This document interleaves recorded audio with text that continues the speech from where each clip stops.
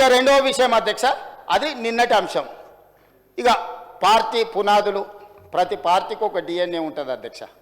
140 సంవత్సరాల క్రితం ప్రారంభమైన కాంగ్రెస్ పార్టీ ఈ దేశంలో ఉండే ఆది పురుషులు, దళితులు, గిరిజనులు, ఆదివాసీలు ఈ దేశంకు మూల పురుషులు. ఈ దేశానికి మూల పురుషులైన ఈ దళితులు, గిరిజనులు, ఆదివాసీలు, బలహీన వర్గాలకు న్యాయం చేయడానికి 140 సంవత్సరాల క్రితం ప్రారంభమైన కాంగ్రెస్ పార్టీ వీళ్ళకి స్వతంత్రం రావాలి, బ్రిటిషర్స్ ఆధిపత్యంలో బానిసలుగా బతకడానికి, వెట్టి చాకిరికి వ్యతిరేకంగా ఆనాడు కాంగ్రెస్ పార్టీని ప్రారంభించి దశాబ్దాలు బ్రిటిషర్స్కు వ్యతిరేకంగా కొట్లాడి ఈ దేశానికి స్వతంత్రం తీసుకొచ్చింది అధ్యక్ష కాంగ్రెస్ పార్టీ. అలాంటి కాంగ్రెస్ పార్టీ తెచ్చుకున్న స్వతంత్ర ఫలాలు దళితులకు, గిరిజనులకు, ఆదివాసులకు చెందాలి అని మనకు ఒక రాజ్యాంగం ఉండాలి. నచ్చితే నజరానా, నచ్చకపోతే జుర్మానా విధానం కాకుండా, రాచరిక పోకడలు కాకుండా, జమీందారు, జాగీర్దారు, దొరల విధానానికి వ్యతిరేకంగా ఆనాడు మొట్టమొదటి ప్రధానమంత్రి పండిత్ జవహర్లాల్ నెహ్రూ గారు ఒక రాజ్యాంగం ఉండాలి, రాజ్యాంగాన్ని రచించడానికి ఒక దళితుడే చైర్మన్గా ఉండాలని డాక్టర్ బాబాసాహెబ్ అంబేద్కర్ను ఆ రాజ్యాంగం రచనకు చైర్మన్గా పెట్టి ఒక అద్భుతమైన రాజ్యాంగాన్ని ప్రపంచ దేశాల ముందు తలెత్తుకొని నిలబడే విధంగా ఒక గొప్ప రాజ్యాంగాన్ని దళితుడు ఈ దేశంలో మనకిచ్చిండు. అందులో ఓటును ఆయుధంగా మార్చిండు. తన జాతి ఎక్కడైతే వివక్షకు లోనవుతుందో, ఎక్కడైతే వాళ్ళు నిరాశ్రయుల నిరాదరణకు గురవుతున్నారో వాళ్లకు ఓటు హక్కు కల్పించడం మొట్టమొదట వాళ్ళకి ఇచ్చిన ఆయుధం. అదేవిధంగా ఓటు హక్కు ఇవ్వడం ద్వారా దళితులు, గిరిజనులు బాగుపడతారనే నమ్మకం లేకపోవడం వల్ల, లెవెల్ ప్లేయింగ్ ఫీల్డ్ ఈక్వల్గా లేకపోవడం వల్ల, ఒక దళితుడు, ఒక దొర పెరిగిన వాతావరణం, నివాస ప్రాంతం భిన్నంగా ఉండడం వల్ల దొరలకు అందుబాటులో ఉన్న విద్య కానీ, ఆర్థిక పరిస్థితులు కానీ దళితులకు లేకపోవడం వల్ల తక్కువ మార్కులు వచ్చినా కానీ వాళ్ళకి విద్య, ఉద్యోగ, రాజకీయ అవకాశాలు, ఎందుకంటే చట్టసభలలో గెలవాలంటే ఆనాడే అంబేద్కర్ గారు గుర్తించిండ్రు, ధన ప్రభావం ఉంటుంది, దొరల ప్రభావం ఉంటుంది, ఆధిపత్యం ఉంటుంది అని చెప్పి ఆనాడు SC ST reservations in assembly, STS reservations in Lok Sabha, ఇట్లా రిజర్వేషన్లు ఇచ్చి ఆనాడు డాక్టర్ బాబాసాహెబ్ అంబేద్కర్ గారు మొట్టమొదట ఓటు హక్కు ఇచ్చిండు. వాళ్ళని పాలించే వాళ్ళను సేవకులుగా నియమించుకోవడానికి దళితులకు, గిరిజనులకు ఓటు హక్కు ఇచ్చిండు అధ్యక్ష. రెండవది, చట్టసభలలో ధన ప్రభావంతో, కుల ప్రభావంతో ఎన్నిక కాకపోవడానికి అవకాశాలు ఉన్నాయి. కాబట్టి కుల వ్యవస్థ ఉన్న ఈ దేశంలో వాళ్ళకు న్యాయం జరగాలంటే చట్టసభలలో దళితుల, గిరిజనులకు నిర్దిష్టమైన జనాభా ప్రాతిపదికన రిజర్వేషన్లు ఇచ్చి ఈరోజు చట్టసభలలో వాళ్ళను ఈరోజు ప్రతినిధులు చేసి ఎమ్మెల్యేలు, ఎంపీలు, రాష్ట్ర మంత్రులు, కేంద్ర మంత్రులు, రాష్ట్రపతులను చేసే పని కాంగ్రెస్ పార్టీ తీసుకున్నది. ఈ దేశానికి రాష్ట్రపతి అయినా, ఏ రాష్ట్రానికి ముఖ్యమంత్రి అయినా, ఏ రాష్ట్రంలో మంత్రులైనా ఈనాడు కాంగ్రెస్ పార్టీకి అధ్యక్షుడిగా ఒక బ్లాక్ కాంగ్రెస్ ప్రెసిడెంట్ మల్లికార్జున్ ఖర్గే గారిని జాతీయ అధ్యక్షుడిగా ఒక దళితుడిని నియమించిన పార్టీ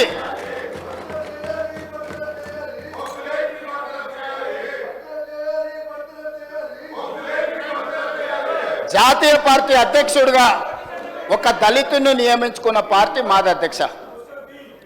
అదేవిధంగా ఈరోజు తెలంగాణ రాష్ట్రంలో ప్రజాపాలన వచ్చిన తర్వాత ఆనాడు తెలంగాణ ఉద్యమం సందర్భంగా టీఆర్ఎస్ నాయకుడు తెలంగాణ అంటూ సాధిస్తే తెలంగాణకు మొట్టమొదటి ముఖ్యమంత్రిని దళితుని చేస్తా అన్నాడు అధ్యక్ష. ఇది నిజమే అనుకొని దశాబ్దాల తర్వాత మాకు పాలించే పాలితులుగా కాదు పాలకులుగా మారతామని దళితులు, గిరిజనులు, ఆదివాసీలు, బలహీన వర్గాలు ఏకమై 4 కోట్ల మంది నిటారుగా నిలబడి కొట్లాడి తెలంగాణ రాష్ట్రాన్ని సాధించుకొని వందలాది మంది ఈ దళితులు, ఆదివాసీలు, గిరిజనులు ఆత్మ బలిదానాలు చేసుకొని తెలంగాణ రాష్ట్రాన్ని సాధించింది అధ్యక్ష. సాధించిన తెలంగాణ రాష్ట్రానికి బీఆర్ఎస్ నాయకులు చంద్రశేఖరరావు గారు ఇచ్చిన మాట ప్రకారం దళితుని ముఖ్యమంత్రి చేస్తాడని ఆ దళితులు ఎవరో అదృష్టవంతుడని మేము అందరం అనుకున్నాం. మా వివేకన్ననో మా కడియం శ్రీహరి గారు, లేకపోతే ఇంకెవరైనా, లేకపోతే డాక్టర్ విజయ రామారావు గారు, ఇలాంటి వాళ్ళు చాలా మంది వాతోళ్ళు ఉండే. డాక్టర్ చంద్రశేఖర్ వికారాబాద్, అతనికి ఎన్నోసార్లు చెప్పిన చంద్రశేఖరరావు గారు నిన్నే మొదటి ముఖ్యమంత్రిని చేస్తారు డాక్టర్ సాబ్ అని మీకు తెలుసు, తమరి ప్రత్యర్థి. ఆయన అదే ఆశలో అదే భ్రమలో ఊహల పల్లకిలో వాళ్ళు విహరించారు. కానీ తెలంగాణ రాష్ట్రం వచ్చినాక చంద్రశేఖరరావు గారు ఆ మాటను ఒక్కటే మాటతో కొట్టేసింది. ఏమని? దళితులకు పరిపాలన చేత కాదు, ఈ తెలంగాణలో ఎన్నో సమస్యలు ఉన్నాయి, ఈ సమస్యలను అన్నిటిని పరిష్కరించాలంటే దొర మాత్రమే తెలంగాణకు ముఖ్యమంత్రి కావాలి, దళితులు అవ్వడానికి వీల్లేదని అత్యంత అవమానకరంగా ఉద్యమంలో త్యాగాలు చేసి, ఉద్యమంలో ఆత్మ బలిదానాలు చేసుకొని ఎన్నికల్లో బీఆర్ఎస్కు ఓట్లేసి గెలిపించిన దళితులను నట్టేట ముంచి చంద్రశేఖరరావు గారే ఈ తెలంగాణకు ముఖ్యమంత్రి బాధ్యతలు తీసుకున్నాడు అధ్యక్ష. సరే, అది వాళ్ళ పార్టీ అంతర్గత వ్యవహారం, నేను ఆ జోలికి వెళ్ళదలుచుకోలేదు, అది వాళ్ళ ఇష్టం. 2018 ఎన్నికల తర్వాత వాళ్ళు దళితులను వంచి మంత్రివర్గంలో ఒక్కరికే ఆనాడు మంత్రి ఇచ్చిన ఉప ముఖ్యమంత్రిని మళ్ళీ బర్తరఫ్ చేశారు. ఆ తర్వాత ఇంకొకరికి ఇచ్చింది. 2018 తర్వాత కూడా ఒక్కరికే అధ్యక్ష ఇచ్చింది, కొప్పుల ఈశ్వర్ గారికి. దళితుల పట్ల వాళ్ళకు ఉన్న ప్రేమ ఎలాంటిదో వాళ్ళ మంత్రివర్గ కూర్పును చూస్తే మీకు అర్థమైంది అధ్యక్ష. అధ్యక్ష, వాళ్ళు అట్లుంటే 2018లో మేము ఒక దళిత బిడ్డ బట్టి విక్రమార్క గారిని మిత్రుణ్ణి, అతని దళితుడనే కాదు, అతని సమర్థవంతుడు, సెంట్రల్ యూనివర్సిటీలో చదువుకున్న వాళ్ళందరికంటే చదువులో, విద్యలో, జ్ఞానంలో నేర్పరి వాళ్ళందరికంటే, ఆడున్నోళ్ళందరికంటే ఏ పరీక్ష అయినా పెట్టండి, మా బట్టి విక్రమార్క గారు మొదటి స్థానంలో వస్తారు. అట్లాంటి చదువుకున్న ఒక దళిత బిడ్డను లక్ష్మీపల్లి అని ఒక చిన్న మారుమూల గ్రామం నుంచి ఈ స్థాయికి ఎదుగొచ్చిన బట్టి విక్రమార్క గారిని ప్రధాన ప్రతిపక్ష నాయకుడిగా చేసిన అధ్యక్ష కాంగ్రెస్ పార్టీ. వారు ముఖ్యమంత్రి చేస్తాని చేయకుండా మోసం చేస్తే అది వారి విజ్ఞత.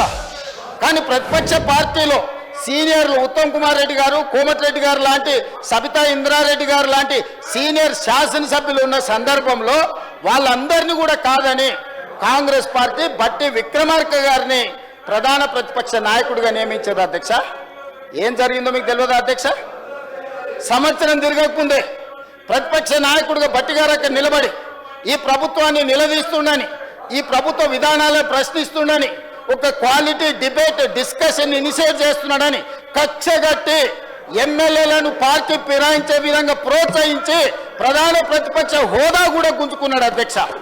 19 మంది ఎమ్మెల్యేలను 5 మంది ఎమ్మెల్యేలకు కుంచకపోయే విధంగా ఒక దళితుడు ప్రతిపక్ష నాయకుడు ఉంటే చూసి ఓర్వలేని దళితుల పట్ల తన వివక్ష, తన కక్షను బట్టి గారిని తొలగించడం ద్వారా ఆయన పైశాచిక ఆనందాన్ని పొందిండు తప్ప ఏ రోజు కూడా దళితుల కోసం వాళ్ళు కనీసమైన ప్రేమ కాదు కదా, అభిమానం కాదు కదా, కనీసం మానవత్వం కూడా వాళ్ళు ప్రదర్శించలేదు అధ్యక్ష. అయినా మానసిక ధైర్యం కోల్పోకుండా ఎన్ని అవమానాలు ఎదురైనా, సభలో మైకి ఇవ్వకపోయినా, సభలోకి రానియకపోయినా మనోనిబ్బరం కోల్పోకుండా ప్రజాక్షేత్రంలో పాదయాత్ర చేసి ఆదిలాబాద్ పిప్పిరి నుంచి మొదలుపెట్టి ఖమ్మం వరకు రోజుల కొద్ది పాదయాత్ర చేసి అదే దళితులు, గిరిజనులు, ఆదివాసీలు, బలైన వర్గాలు, మహిళలు, మైనార్టీలను, విద్యార్థులను, నిరుద్యోగ యువకులను, అమరవీరుల కుటుంబాలను కలుసుకుంటూ సమస్యలు తెలుసుకుంటూ ప్రజా జీవితంలో రాణించింది కాబట్టే ఈరోజు ప్రజాపాలన ప్రభుత్వం ఏర్పడ్డది అధ్యక్ష. వారు ఉప ముఖ్యమంత్రి అయిన ఈ రాష్ట్ర ప్రజలకు ఏ బాగోగుల కోసం మనం బడ్జెట్ పెట్టుకుంటామో ఆ బడ్జెట్ పెట్టే ఆర్థిక మంత్రి హోదా వారికి ఇచ్చిండ్రు. గతంలో ఎవరి దగ్గర ఉండే అధ్యక్ష? హరీష్ రావు గారి దగ్గర ఉండే. ముఖ్యమంత్రి ఎవరి దగ్గర ఉండే అధ్యక్ష? కేసీఆర్ గారి దగ్గర ఉండే. మున్సిపల్ శాఖ ఎవరి దగ్గర ఉండే అధ్యక్ష? కేటీఆర్ దగ్గర ఉండే. ఇవాళ ఉప ముఖ్యమంత్రి పదవితో పాటు ఆనాడు దొరలు నివసించిన గడిలో ఈరోజు పేదలకు ఈరోజు బట్టి విక్రమార్క గారు నివసించి ప్రతిరోజు నిత్యం పేదలు దర్శించుకోవడానికి, లోపలికి రావడానికి, కలవడానికి అవకాశం కల్పించి గేట్లు బార్లా తెరిస్తే ఆనాటి ఆర్థిక మంత్రి ఈనాటి ఆర్థిక మంత్రిని అవమానించే విధంగా బడ్జెట్ ప్రవేశపెడితే నీకు చేత కాదు, నీకు అవగాహన లేదు, నువ్వు నడపలేవు, ఏం భాష అధ్యక్ష ఇది? ఏం వ్యవహారం ఇది? పద్ధత అంటే వాళ్ళు దొరలు మాత్రమే పాలన చేయగలరు, దొరలు మాత్రమే బడ్జెట్ పెట్టగలరు, దొరలు మాత్రమే దోపిడీ చేయగలుగుతున్నాం మేము అన్నట్టుగా విర్రవీగడం ఏంది అధ్యక్ష? బట్టి విక్రమార్క గారు ప్రవేశపెట్టిన బడ్జెట్లో లోపం ఉంటే బడ్జెట్లో లోపాలు చెప్పండి. వ్యక్తిగతంగా బట్టి గారిని టార్గెట్ చేసి మాట్లాడే అవసరం ఉందా అధ్యక్ష? అంటే ఈరోజు ముఖ్యమంత్రి ఇవ్వలే, ప్రతిపక్ష నాయకుడు హోదా ఉండనివ్వలే, ఇవాళ ఉప ముఖ్యమంత్రిగా బడ్జెట్ ప్రవేశపెడితే ఆ బడ్జెట్ను అవమానించే విధంగా, ఆ మనిషిని అనుమానించే విధంగా ఈరోజు వీళ్ళ వ్యవహార శైలి ఉన్నది అధ్యక్ష. ఇది తెలంగాణ సమాజానికి మంచిదాన్ని నేను అడుగుతున్నా అధ్యక్ష. అదే కాదు అధ్యక్ష, ఈరోజు నేను తమరి ద్వారా చెప్పదలుచుకున్నా, బట్టి విక్రమార్క గారు, దామోదర రాజనరసింహ గారు, వివేక్ వెంకటస్వామి గారు, అడ్లూరి లక్ష్మణ్ గారు, ధనసరి సీత అనసూయ సీతక్క గారు, రామచంద్ర నాయక్ గారు, వేముల వీరేశం గారు, అద్దంకి దయాకర్ గారు, ఇట్లా నేను చెప్పుకుంటూ వెళ్తే ఎంతమంది దళితులకి ఈరోజు ప్రభుత్వంలో అవకాశం వచ్చింది అధ్యక్ష? అంతెందుకు అధ్యక్ష, దళితులను చిన్న చూపు చూసే చంద్రశేఖరరావు గారికి కనువిప్పు కలగాలి, ఆ దళితుడు ముందు చేతులు కట్టుకొని నిలబడాలని తమరిని స్పీకర్గా కుర్చీలో కూర్చోబెట్టినాం అధ్యక్ష. ప్రతి క్షణం ఏ దళితులనైతే చంద్రశేఖరరావు గారు వారి పార్టీ అవమానించిందో ఆ దళితుడు ముందు నాకు మైకు కావాలి, మీరు కరుణించండి, మీరు దయ చూపండి, ఇన్నాళ్ళు నేను చేసిన పాపాలకు ఈనాడు శిక్ష అనుభవిస్తున్నా అని మీ ముందల చేతులు కట్టుకునే విధంగా మిమ్మల్ని ఈరోజు స్పీకర్గా మా ఎమ్మెల్యేలందరూ మా పార్టీ తమరిని ఆ కుర్చీలో కూర్చోబెట్టారు అధ్యక్ష. అందుకే ఈరోజు ప్రధాన ప్రతిపక్ష నాయకుడు సభకు వస్తలేడు. ఎందుకంటే ఒక దళితుడు ముందు నిలబడి నేను మైక్ అడగాలనా, ఒక దళితుడు పైన కూర్చుంటే నేను కింద కూర్చోవాలనా, దొరబిడ్డనై ఉండి దళితుడు ముందు కింద కూర్చోవడం ఏంది అని ఈరోజు సభకు రావడం లేదు. అది వారి విజ్ఞత, అది వారి ఆలోచన. పోని ఆయనకు అహంకారం ఉంది, వయసు మీద పడ్డది, లేకపోతే మనకంటే వయసులో పెద్దోడు అని ఆయనను కొన్ని విషయాలలో మనము చూసి చూడనట్టు ఉన్నా వీళ్ళకేం పోయే కాలం అధ్యక్ష? ఏం పోయే కాలం? ఇవాళ నేను ఒకటే చెప్పదలుచుకున్నా, బట్టి విక్రమార్క గారు, అడ్లూరి లక్ష్మణ్ గారు, లేకపోతే వివేక్ గారు, లేకపోతే మా అన్న దామన్న గారు, రామచంద్ర నాయక్ గారు, లేకపోతే వేముల వీరేశం గారు, అద్దంకి దయాకర్కు మేమిస్తే వాళ్ళు ఎవరికి ఇచ్చారు అధ్యక్ష? చంద్రశేఖరరావు గారు, హరీష్ రావు గారు, రామారావు గారు, దయాకర్ రావు గారు, వినోద్ రావు గారు, కవితారావు గారు, సంతోష్ రావు గారు, ఇవన్నీ పుణ్యానికి నామినేటెడ్ పోస్టులు అధ్యక్ష. ఎన్నికల్లో నిలబడి గెలిచొత్తుడు గురించి నేను మాట్లాడదలుచుకోలే, కానీ ప్రభుత్వ పెద్దగా అధినేతగా, పార్టీ అధినేతగా పెద్దగా నిర్ణయాలు చేసేటప్పుడు ఓ దామోదరరావుకు రాజ్యసభ ఇస్తాడు, ఓ సంతోషరావుకు రాజ్యసభ ఇస్తాడు, ఓ వినోదరావుకు ఓడిపోతే ప్లానింగ్ కమిషన్ వైస్ చైర్మన్ ఇస్తాడు. వీళ్ళు నలుగురు మంత్రులు ఇదే సభలో చంద్రశేఖరరావు, హరీష్ రావు, తారక రామారావు, దయాకర్ రావు మంత్రులుగా ఉంటే అటువైపున అట్లుంటే ఇటువైపున బట్టి విక్రమార్క దళిత్, దామోదర్ రాజనరసింహ దళిత్, వివేక్ వెంకటస్వామి దళిత్, అడ్లూరి లక్ష్మణ్ దళిత్, వేముల వీరేశం దళిత్, ధనసరి అనసూయ సీతక్క ఆదివాసి, అదేవిధంగా రామచంద్ర నాయక్ లంబాడ, అద్దంకి దయాకర్ దళిత్. మా టీం చూడండి, వాళ్ళ టీం చూడండి అధ్యక్ష. ఇది నీతి జాతి. వాళ్ళొచ్చి ఒక qualified educated minister, sober personality, Venkataswamy గారు లేకుంటే తెలంగాణలో ఇవన్నీ అభివృద్ధి జరిగినాయా? ఒక రాజకీయ వారసత్వము, ప్రజలకు సేవ చేసిన కుటుంబం నుంచి వచ్చిన మంత్రిని, ఆ మంత్రిని గెలువనిస్తలేరు అధ్యక్ష, మాట్లాడనిస్తలేరు. అంటే స్పీకర్గా తమరు సభను నడపలేరని వాళ్ళ పోడియంలో కూర్చున్న దాని వెనకాల రాజకీయం లేదు అధ్యక్ష, రాజకీయ కుట్ర ఉన్నది. ఒక దళితుడు స్పీకర్గా ఈ సభను నడపలేడు, దళితుడు సభనే నడపలేనప్పుడు స్పీకర్గా కొనసాగొద్దు అనే కుట్ర కోసం ఈ రోజు సభలో పోడియంలో కూర్చున్నారు అధ్యక్ష. ఇది దళిత వ్యతిరేక విధానం అని నేను చెప్పదలుచుకున్నా అధ్యక్ష. మీరు ఇన్నిసార్లు విజ్ఞప్తి చేశారు, ఒక్క మాటను మిమ్మల్ని కన్సిడర్ చేసిండ్రా? ఎన్నిసార్లు హరీష్ రావు మైక్ అడిగితే మీరు అన్నిసార్లు మైక్ ఇచ్చిండ్రు అధ్యక్ష? విజ్ఞత ఉండాల్సిన అవసరం లేదా? బాధ్యతగా వ్యవహరించాల్సిన బాధ్యత వాళ్ళ మీద లేదా?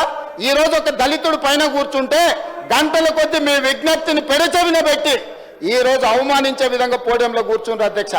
అంటే వాళ్ళ ఆలోచన ఒక్కటే, స్పీకర్గా దళితుడు ఈ సభను నడపలేడు, స్పీకర్గా దళితుడు ఉండొద్దు, ఆర్థిక మంత్రిగా ఉప ముఖ్యమంత్రిగా ఈరోజు అతను ఫెయిల్ అయిండు అంటే ఒక దళితుడు ఆర్థిక మంత్రిగా ఉప ముఖ్యమంత్రిగా ఉండొద్దు, ఇది వాళ్ళ విధానం. మైనింగ్ విషయంలో వివేక్ వెంకటస్వామి ఒక దళితుడు మంత్రిగా ఉంటే అతను దళితుడు మంత్రిగా ఉండడానికి వీల్లేదు అని ఈరోజు కుట్రపూరితమైన రాజకీయ కక్ష, జాతి వివక్ష, కుల వివక్షతోని ఈరోజు కులాన్ని అవమానించే విధంగా వాళ్ళ కులమే గొప్పది, మనమేమో చెప్పులు కుట్టుకోవాలి, చేపలు పట్టుకోవాలి, గొర్రెల్ని పెంచుకోవాలి, పందులను కాసుకోవాలి, ఇవి మనకిస్తారంట. మనం చెట్లు గీసుకోవాలి, లేకపోతే ఈ పనులు మనం చేస్తే వాళ్ళేమో రాజ్యాలు వెళ్తారంట. రాజ్యాలు వెళ్ళడం వాళ్ళ హక్కు అంట, చెప్పులు కుట్టుకోవడం, చేపలు పట్టుకోవడం, గొర్రెల్ని పెంచుకోవడం, పందులను కాసుకోవడం మన బాధ్యత అంట అధ్యక్ష. ఇది వాళ్ళ విధానం. ఆ విధానాన్ని తిరగరాయడానికే ఈరోజు కాంగ్రెస్ పార్టీ స్పష్టంగా ఒక క్రమ పద్ధతిలో Dalit empowerment, Adivasi empowerment, OBC empowerment, minority empowerment, women empowerment, youth empowerment ఈరోజు పాలసీలు తీసుకొచ్చి మేము చేస్తుంటే చూసి ఓర్వలేక ఇది నడవద్దు, దీన్ని సాగనీయొద్దు, దీన్ని అడ్డం పడాల్సిందే అని చెప్పి ఈరోజు ఈ అల్లరి చేస్తున్నారు అధ్యక్ష. అధ్యక్ష, ఇంకొక మాట అడగదలుచుకున్నా. అక్కడ ఒక మిత్రుడు ఉన్నాడు, నాకు కూడా మిత్రుడే. 2014 మేము అందరం కలిసి 2014లో మేము అందరం కలిసి ఎమ్మెల్యేలు గెలిచినాం. రోజు పొద్దున్న వచ్చి మాట్లాడేది ఏందన్న పరిస్థితి అని. ఏదున్నా నిలబడి కొట్లాడదాం, కష్టపడదాం, మంచి రోజులు వస్తాయని చెప్పిన. కానీ ఒత్తిడికో భయానికో ఆ రోజు 2014లో తెలుగుదేశంలో గెలిచిన 12 మంది ఆ పార్టీలకు పోయిన, ఒకరి తర్వాత ఒకరు, అందరు కలిసి పోలే. ఆనాడు తీసుకొని అందులోకి వెళ్ళి కొంతమందిని మంత్రులను చేశారు. పక్క పార్టీలో గెలిచిన వాళ్ళను పక్క పార్టీ నుంచి తీసుకొని మంత్రులను చేసి ఈనాడు వాళ్ళే ఇక్కడికి వచ్చి పెద్ద పెద్ద స్లోగన్లు ఇస్తున్నారు అధ్యక్ష. ఎవరైతే పార్టీ ఫిరాయించిండ్రో, ఎవరినైతే ఎథిక్స్ కమిటీలో మెంబర్గా వేసినామో ఆనాడు వాళ్ళే ఈరోజు పార్టీ ఫిరాయింపుల గురించి ఈరోజు గొప్ప గొప్పగా స్లోగన్లు ఇస్తున్నారు అధ్యక్ష. నవ్విపోదురు కాక నాకేటి సిగ్గు అని వెనకటికి సామెత చెప్పారు. వీళ్ళని చూస్తుంటే నిజంగానే సిగ్గు అవుతుంది అధ్యక్ష. అసలు స్లోగన్లు ఇవ్వడానికి అర్హత ఉందా అని. ఇది 2014 నుంచి 18. 2018 తర్వాత కాంగ్రెస్ పార్టీలో గెలిచిన ఎమ్మెల్యేలను తీసుకొని మంత్రులను చేస్తే ఆ మంత్రులే సీతక్కను అవమానించే విధంగా మాట్లాడుతున్నారు అధ్యక్ష. అసలు ఏ మాత్రం ఒక్క క్షణం ఆలోచన చేసినా, ఒక్క క్షణం వాళ్ళు కళ్ళు మూసుకొని గతాన్ని తలుచుకుంటే తల వంచుకొని సభలో నుంచి నడుచుకుంటూ బయటకు వెళ్ళాలి అధ్యక్ష. అట్లాంటి మీరు ఇట్లాంటి దుష్ట సాంప్రదాయానికి, ఇట్లాంటి దుర్మార్గమైన విధానానికి పునాదులేసిందే మీరే జాతి పితామహులు. ఇట్లాంటి దుర్మార్గమైన సంస్కృతికి మీరు వచ్చి ఈడ ఊకదంపుడు ఉపన్యాసాలు, నీతిమంతులు, జాతిమంతులు, ఈ దేశాన్ని రాష్ట్రాన్ని ఉద్ధరించనికే పుట్టిన మహాత్ములు, మేము జాతి పితలమని ఇంతింత పొడుగు వాళ్ళే సర్టిఫికెట్లు ఇచ్చుకుంటారు. వాళ్ళ వ్యవస్థ ఎట్లుందంటే ఆ ఇద్దరు బాబామాడుతుంది, నా ఇప్పు నువ్వు గోకు జరిసేపు, నేను గోకుతా జరిసేపు అన్నట్టు ఉంది అధ్యక్ష. వాళ్ళ ఈపులు వాళ్ళు గోక్కొని, బాబామాడుతులు ఒకరిపు ఒకరు గోక్కొని వాళ్ళిద్దరు సమ్మగా ఉందని అనుకుంటారు. పాపం వీళ్ళ అమాయకులు వాళ్ళు సమ్మగా ఉంటే వీళ్ళు సప్పట్లు కొడుతుర్రు. వీళ్ళ అమాయకత్వం చూసి నాకు ఏం చెప్పాలో అర్థమైతలేదు. ఆడ బాన్సువాడే ఏంది నిజామాబాద్లో ఏందా అది ఎమ్మెల్యే ఉన్నాడు కదా, మంత్రి ఉండే కదా, బాన్సువాడే కాదు, బాలకొండ ఆయన జర మంచి ఆయనే అనుకున్నా. కానీ ఆయన కూడా ఇట్లా తయారైండు. అంతకుముందు కొంచెం ఏదైనా ఉంటే ఉన్నది ఉన్నట్టు మాట్లాడేటోడు. బాలకొండ ఆయన కూడా వాళ్ళతో చేరి సప్పట్లు కొడుతున్నాడు. ఎట్లా అధ్యక్ష? వాళ్ళ కుటుంబంకి కొంచెం గౌరవం ఉంది అధ్యక్ష జిల్లాలో. నాకు తెలుసు వాళ్ళ కుటుంబం గురించి. గౌరవప్రదమైన కుటుంబం నుంచి వచ్చిన మీరు కూడా ఇట్లా తయారైతే సమాజంలో మన కుటుంబాలకు ఉన్న గౌరవం కూడా పోతుంది. దయచేసి ఇట్లాంటి తప్పుడు విధానాలను ప్రోత్సహించకండి. రూమ్లోనన్నా తలుపు మూసి చెప్పురి. వాళ్ళు పిల్లలు కోతికి కొబ్బరి చిప్ ఇస్తే నాకడానికి గీకడానికి సరిపోయిందంట. వాళ్ళ పరిస్థితి అట్లుంది. పెద్ద ఆయన్నే వస్తలేడు, తాను జడిన కోతి వనమల్ల చేడిచాయని పెద్దలు చెప్పారు. ఈ 1-2 కోతులు కలిసి మొత్తం ఈ సభనంతా వనమల్ల చేడిచిన కథ తీసుకొస్తారు అధ్యక్ష. దయచేసి ఈ పద్ధతి వద్దు, ఈ పద్ధతిని మార్చాల్సిందిగా చెప్పుకుంటూ, అదేవిధంగా అధ్యక్ష ఈరోజు నేను ఒకటే మాట చెప్పదలుచుకున్నా. పొంగులేటి శ్రీనివాసరెడ్డి గారైనా రేవంత్ రెడ్డి గారి కుటుంబమైనా ఇందులో ఎవ్వరున్నా ఈరోజు సిబిసిఐడి ముందర మీరు ఆధారాలు పెట్టండి. అధికారులు అందరూ సభకు రాని చంద్రశేఖరరావు గారిని మొదట రాజీనామా పెట్టించండి. సిగ్గు లేకుంటే మాటలు మాట్లాడతారు. సిగ్గులేని మాటలు మాట్లాడితే నాకు కూడా చికాకు వస్తుంది అధ్యక్ష. సహనానికి కూడా అద్దు ఉంటుంది. కోటి 10 లక్షల జీతం తీసుకొని సభకు రాకుండా ఇంట్లో ఉన్నాయననేమో రాజీనామా చేయడంట, జీతం వాపసు ఇయ్యడంట. రోజు 18 గంటలు చేసి 4.5 లక్షల ఇందిరమ్మ ఇండ్లు కట్టించి ఈరోజు లక్షలాది దళితుల గిరిజనులకు ఆదివాసీలకు ఇండ్లు ఇచ్చి వాళ్ళ ఇళ్లలో వాళ్ళ ఇండ్లలో వెలుగు వాళ్ళ కళ్ళల్లో ఆనందం చూసే పొంగులేటి శ్రీనివాసరెడ్డి రాజీనామా చేయాలంట. సిగ్గుండాలి మాట్లాడడానికన్నా కొంచెమన్నా. అంటే మీరు చెప్పింది తినకపోతే మంత్రి రాజీనామా చేయాలా? మీ తాతలు దిగొచ్చినా జరగదు. మీరు అనుకుంటారో మీరేదో అరుస్తే గోల పెడితే వింటారని. మీ సంగతి అంతా తెలుసు. మేనమావకు చెప్పినట్టు ఉంది పుట్టింటి గొప్పలు. గురువింద కింద ఎంత నల్లగా ఉందో తెలియదు. వాళ్ళ కింద ఎంత నల్లగా ఉందో నాకు తెలుసు. నేను మొత్తం చూసి వచ్చినాను అధ్యక్ష. ఇక నేను ఎక్కువ చెప్తే బాగుండదు, చిట్టా ఇస్తే అసలు బాగుండదు. ఒకటే అధ్యక్ష, ఈరోజు నేను ఒక మాట చెప్పదలుచుకున్నా. రాజకీయంగా ప్రతిపక్షంగా వాళ్ళ అంశాలు లేవనెత్తడం, నిరసనలు తెలపడం, ధర్నా చేయడం, వాళ్ళు ఈ రకంగా ఏ డిమాండ్ చేసినా ఒక్క నిమిషం కేటీఆర్ గారు దయచేసి వినండి. ఇది వినాల్సిన సందర్భం. దయచేసి ప్లీజ్ ట్రై టు అండర్స్టాండ్. ఏ అంశమైనా వాళ్ళు లేవనెత్తవచ్చు, ఏ అంశాన్నైనా ప్రస్తావించవచ్చు. ఎందుకంటే జడ్పీటీసీగా, ఎమ్మెల్సీగా, ఎమ్మెల్యేగా, ఎంపీగా అన్ని చట్టసభలలో నేను పనిచేసి వచ్చిన. చాలామందికి లైఫ్ టైం మొత్తం ఎమ్మెల్యేగానే ఉంటారు, కొంతమంది ఎంపీగా ఉంటారు. నేను స్థానిక సంస్థల నుంచి, కోఆపరేటివ్ సొసైటీస్ నుంచి చెప్పాలంటే వెనక్కి వెళ్తే అక్కడి నుంచి ఈ దేశంలో ఉండే అన్ని చట్టసభలు నేను చూసి వచ్చిన. ఏ చట్టసభలైనా గ్రామాలలో ఉండే సమస్యల మీద చర్చకు వినియోగించుకోవాలి. గ్రామాలలో ఉండే సమస్యనే నియోజకవర్గ సమస్య, జిల్లా సమస్య, రాష్ట్రం సమస్య, దేశం సమస్య. ఏ గ్రామంలో ఆ గ్రామంలో సమస్యలు పరిష్కరించుకుంటే దేశమంతా సమస్యలు లేని దేశంగా ఉంటుంది. అట్లాంటి ప్రయత్నాలు చేసేటప్పుడు మీ దృష్టికి వచ్చిన వాటిని మీరు వేటినైనా ఇక్కడ ప్రస్తావించవచ్చు, మీరు మాట్లాడవచ్చు, మీరు డిబేట్ చేయొచ్చు. డిబేట్ చేసిన తర్వాత ప్రభుత్వం ఒక నిర్ణయానికి వస్తుంది. నిర్ణయానికి వచ్చిన తర్వాత we have to move forward. Next అంశానికి వెళ్ళాలి, నెక్స్ట్ అంశం ప్రస్తావించాలి. మేము అన్నట్టే ఈ ప్రభుత్వం నడవాలి, మేము చెప్పినట్టే ఈ మంత్రులు, ఈ ముఖ్యమంత్రి వినాలి అనేది ఇది అహంభావము, అహంకారము, దుర్మార్గమైన ఆలోచన. ఆ ఆలోచనను మీరు ఉపసంహరించుకోండి, మీ ఆలోచనల నుంచి మీరు తొలగించుకోండి. మీరు అందరు కూర్చోండి. ఒక్క నిమిషం స్పీకర్ సార్ దయచేసి. ఇప్పుడు తల్లిదండ్రులు, వయసు మీద పడిన తల్లిదండ్రులకు సంబంధించిన చర్చ జరుగుతుంది వాళ్ళ రక్షణ కోసం.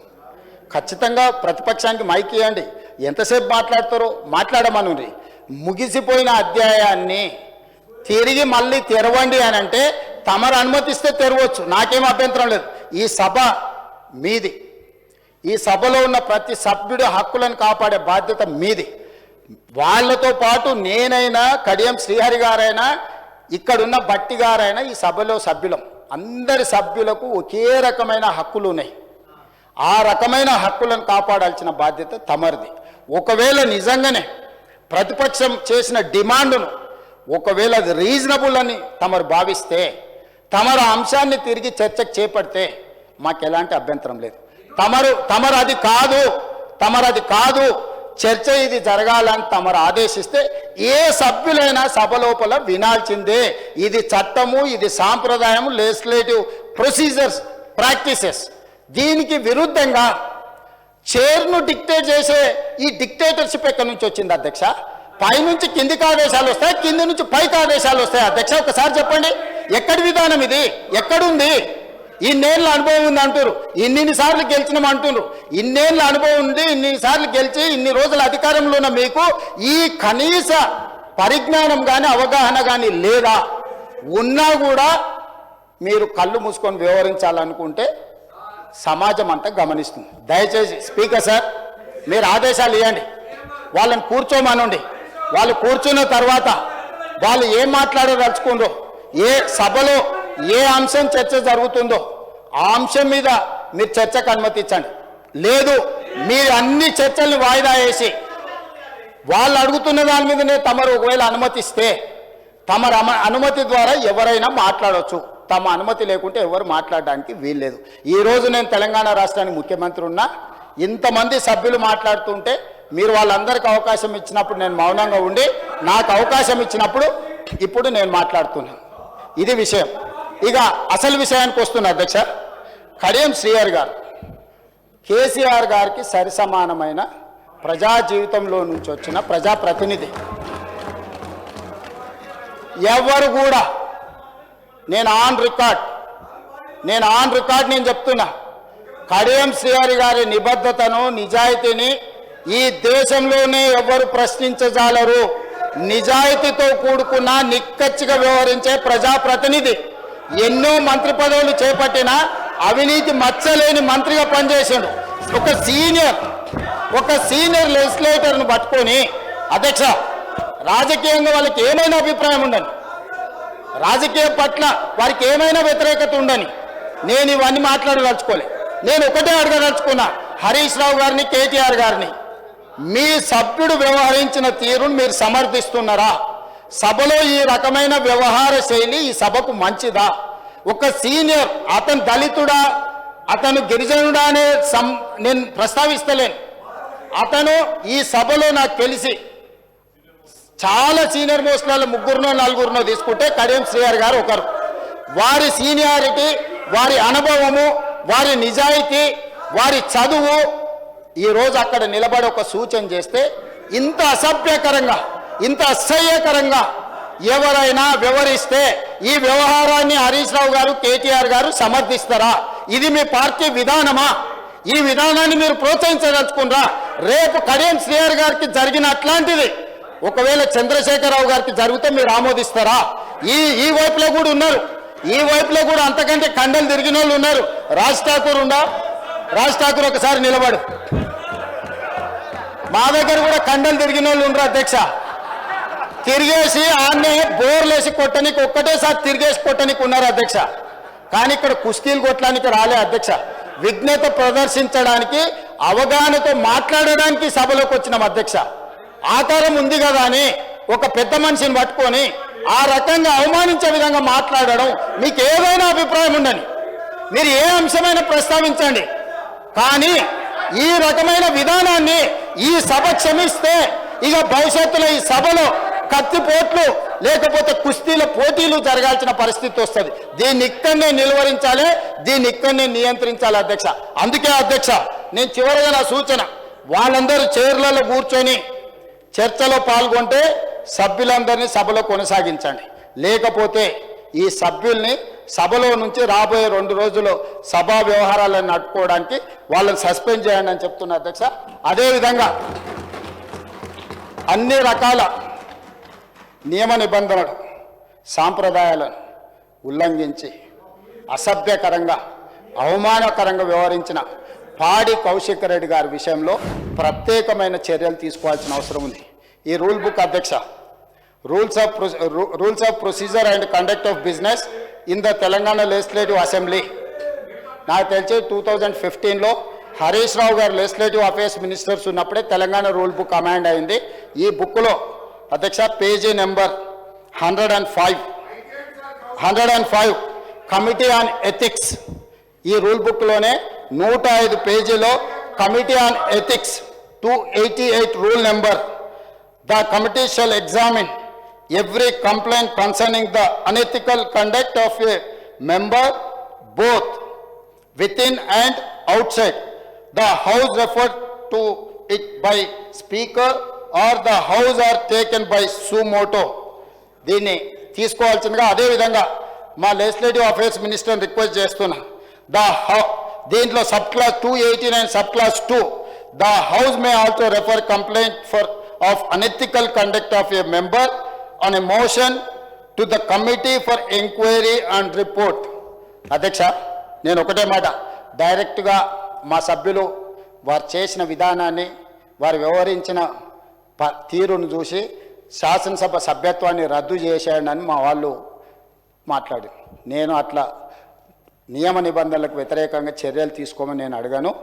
ఇది కమిటీ ఆన్ ఎథిక్స్కి వారి వ్యవహార శైలిని, ఈ సభలో అన్ని కెమెరాలు ఉన్నాయి, ఈ కెమెరాలలో వారు వ్యవహరించిన తీరు మొత్తం రికార్డ్ అయింది.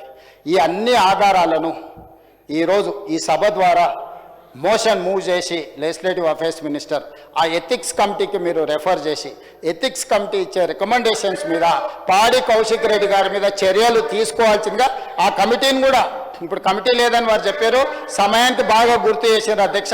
ఎంబడే ఎథిక్స్ కమిటీని కాన్స్టిట్యూట్ చేసి హరీష్ రావు గారి సూచన మేరకు తక్షణమే ఎథిక్స్ కమిటీని ఈ సభ ముగిసే లోపల మీరు అపాయింట్ చేసి ఈ కేసును దానికి రెఫర్ చేయాల్సిందిగా ఈ సభలో ఒక సత్సాంప్రదాయాన్ని రేపు భవిష్యత్తులో ఏ సభ్యుడైనా ఈ రకంగా బాధ్యతారహితంగా అసభ్యకరంగా అసహించుకునే విధంగా సీనియర్ సభ్యులకు అవమానం జరిగే విధంగా వ్యవహరిస్తే ఏ రకమైన చర్యలు తీసుకుంటామో భవిష్యత్ తరాలకు తెలంగాణ సమాజానికి ఒక దిక్సూచిగా ఉండే విధంగా చర్యలు తీసుకోవాలి. దయచేసి మళ్ళొక్కసారి నేను తమరికి విజ్ఞప్తి చేస్తున్న అధ్యక్ష సభా నాయకుడిగా, బీఆర్ఎస్ శాసనసభ్యులు సీట్లలో కూర్చొని సహకరిస్తే తమరి విజ్ఞప్తి మేరకు సభలో కొనసాగించండి.